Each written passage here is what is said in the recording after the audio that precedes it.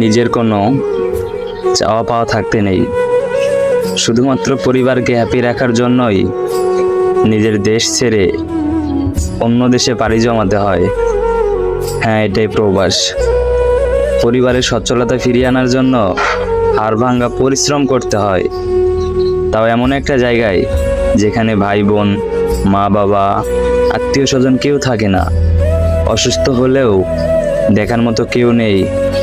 নিজের যত্নটা একান্তই নিজের।